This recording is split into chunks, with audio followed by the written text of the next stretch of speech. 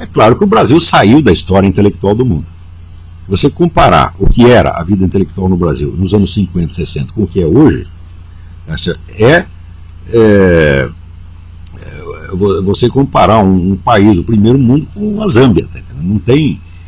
Não tem medida possível aí de comparação. Não é isso?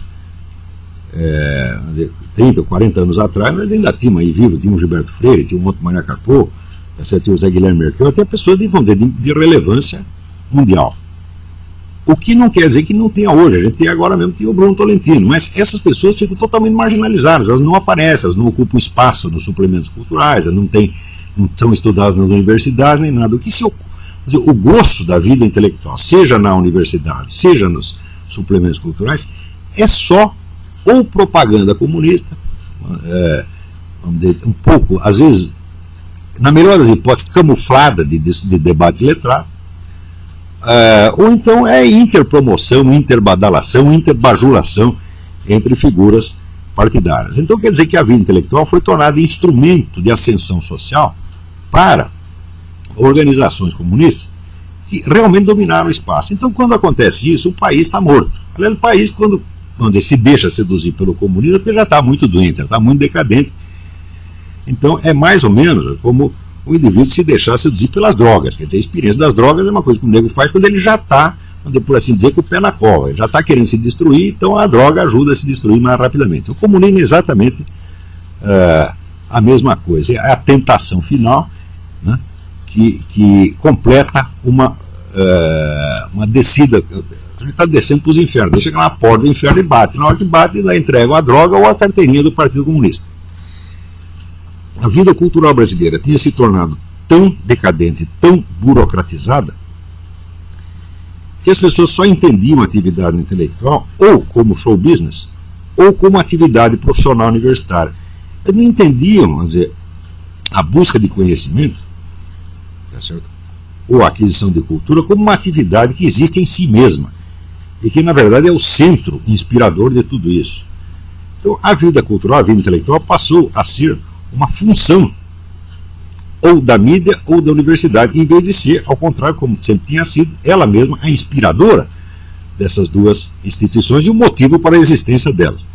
Então aí chegou-se à alienação total, quer dizer, aquela inspiração, aquele desejo, aquele objetivo, né, em vista do qual são criadas as instituições, são criados os meios, acaba sendo sufocado por essas instituições e por esses meios, que se tornam eles próprios os fins.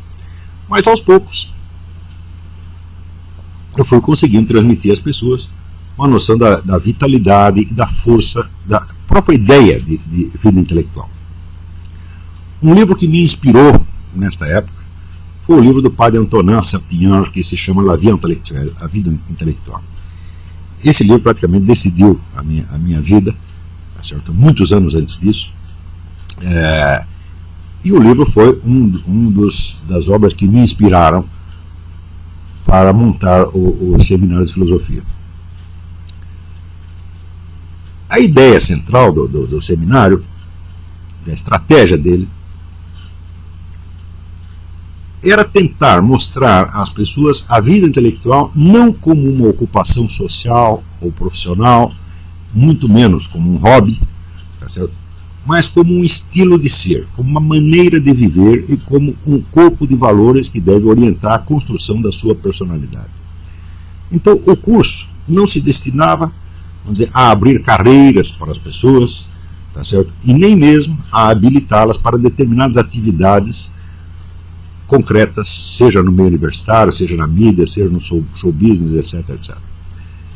A atividade principal era a autoformação da personalidade, usando como instrumento essencial a busca do conhecimento e a ampliação da cultura pessoal e a qualificação do indivíduo para as tarefas científicas, filosóficas e artísticas superiores, consideradas independentemente da estrutura social e econômica na qual iriam se apoiar. Em suma, a ideia era fazer intelectuais, pensadores, artistas de altíssimo nível.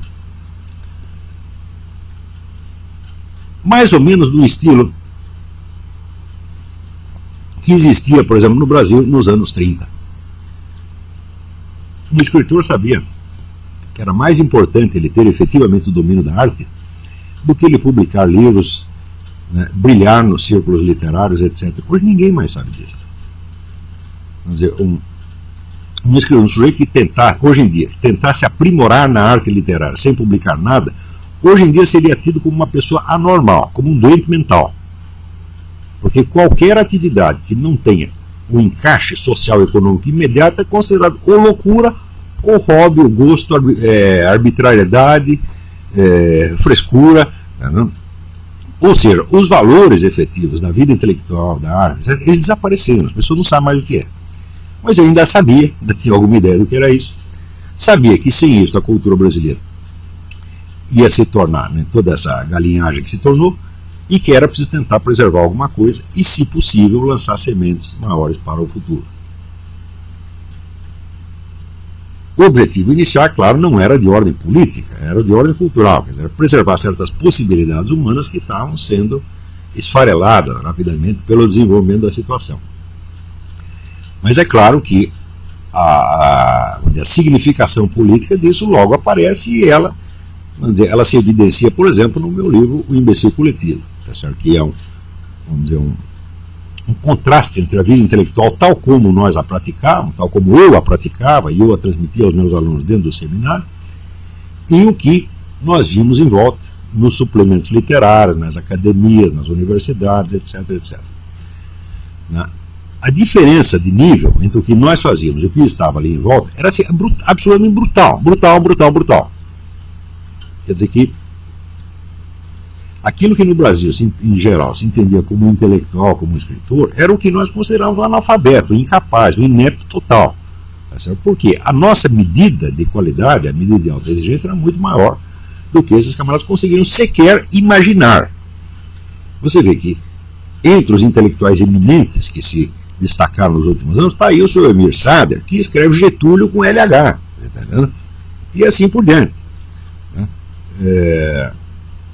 Se vocês notarem, por exemplo, você pegar esse manifesto de intelectuais feito aí em defesa do Quartinho de Moraes, e ver as notas que acompanham as assinaturas, vocês vão ver coisa do arco da velha. Quer dizer, você vai ver professor universitário que diz lá, escreve naziofascismo, outro que escreve, me chama de antiético, tá entendendo?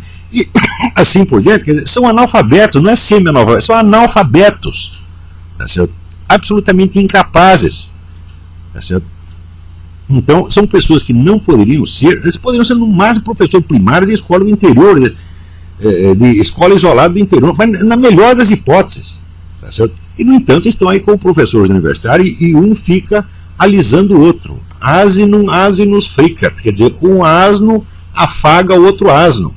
É o que nós estamos vendo no Brasil, é uma calamidade intelectual como nunca se viu no mundo. Não há nada de parecido em país nenhum. Quando você vê situações, vamos dizer, de extrema decadência, decomposição cultural, como aconteceu na Alemanha entre as duas guerras, aquilo, comparado com a situação brasileira, parece uma coisa paradisíaca. Quer dizer, a produção intelectual alemã na época da decadência é um negócio maravilhoso comparado com o Brasil. Se você pega a Rússia antes da Revolução, que também foi um período de decadência, aqueles escritores, aquelas discussões públicas que havia na Rússia, então, comparado com o que tem no Brasil, nossa, parece a conversa dos anjos. Né? Então, eu sei que para quem está aí dentro do Brasil, a pessoa, vamos dizer, não há nada com que o ser humano não se acostume. Tá certo? Eu recomendo até um livro aqui do Erich Maria Remarque, que chama Centelha de Vida, que é a vida num campo de concentração. Você fica até num campo de concentração, quando você já está pesando 32 quilos, você entra pesando 80, dá um tempo você está pesando 32 quilos, né? Quer dizer, você já não se distingue do poste, fica difícil distinguir você e o poste, tá certo? Até aí você se acostuma, você cria um cotidiano de alguma maneira, tá entendendo? Um cotidiano, uma linguagem, hábitos, etc, etc. E se baixasse para 21 quilos, também você ia se habituando até morrer, tá, né? Então o ser humano se acostuma com as piores coisas. Quer dizer, se ele se acostuma com a semivida, né, com aquela centelha de vida que fala o Remarque, né, só sobra aquela centelhazinha, o sujeito já está semi-morto. Se o sujeito acostuma até com isso, por que não vai acostumar com uma degradação intelectual, tá certo? que coloca o brasileiro num nível quase animal hoje em dia. Tá certo?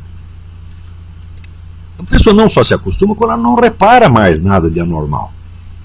Tá certo?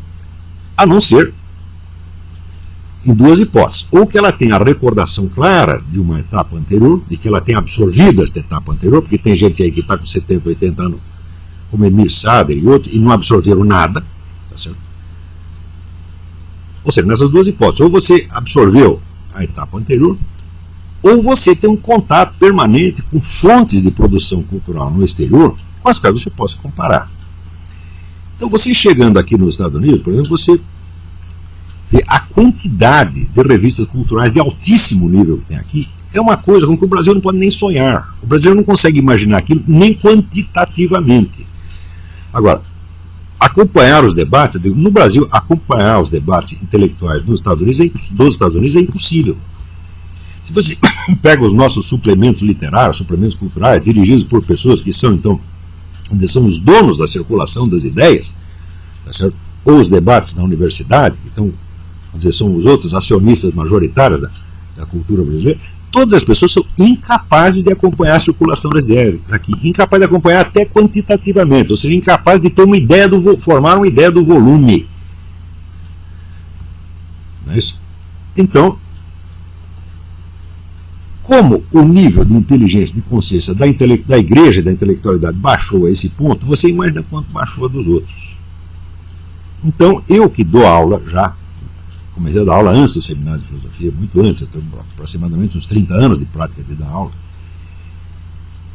eu vejo a inteligência das pessoas baixar dia a dia. Eu vejo que as explicações mais simples criam dificuldade para as pessoas. Eu não consigo explicar mais nenhum conceito, por mais elementar que seja, que a pessoa não faça imediatamente milhares de confusões. E as confusões se expressam, sobretudo, em objeções mal feitas. Quer dizer, quanto menos o indivíduo entende, mais ele quer discutir. Porque é uma fatalidade da mente humana que ela funcione dialeticamente, quer dizer, ela funciona por pares de opostos. Tá certo? Então, dada uma ideia, você automaticamente pensa a ideia contrária. Tá certo? Geralmente, esta dialetização das ideias é feita dentro da sua mente e você logo chega a uma conclusão. Mas quando para, quer dizer, o senhor deu uma ideia aqui, né? Normalmente, deu uma ideia, você cria uma ideia oposta, depois você cria uma ideia oposta a esta, e outra, você forma um sistema dialético. Isso é quase instintivo no ser humano. Quando esta coisa para, então acontece o seguinte: você dá uma ideia aqui, o nego pensa imediatamente uma ideia contrária e aí paralisa. E daí ele pega essa ideia contrária e apresenta para você como se fosse uma objeção, quando não é uma objeção, é apenas uma dificuldade mental dele. Tá certo? E é por isso mesmo que as pessoas as que menos entendem são as que mais querem discutir. Por quê? Elas querem discutir porque não são capazes de pensar. Então alguém precisa pensar em voz alta para elas. Tá certo? Então, o número de discussões, o número de opiniões em circulação aumenta. Tá certo? Na proporção inversa da capacidade que as pessoas têm para discutir. E o Brasil é isso, é hoje. Quer dizer, é uma espécie de um galinheiro imenso, onde está milhões de galinhas cacarejando, né?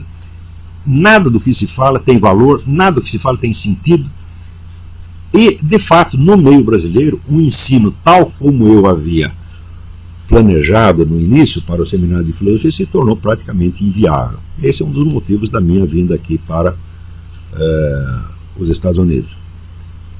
Quer dizer, qualquer besteira que seja colocada em circulação pela propaganda comunista é automaticamente aceita pela universidade, por toda a mídia, tá certo? E pela opinião pública letrada, entre aspas, do dia para a noite, como se fosse uma verdade definitiva.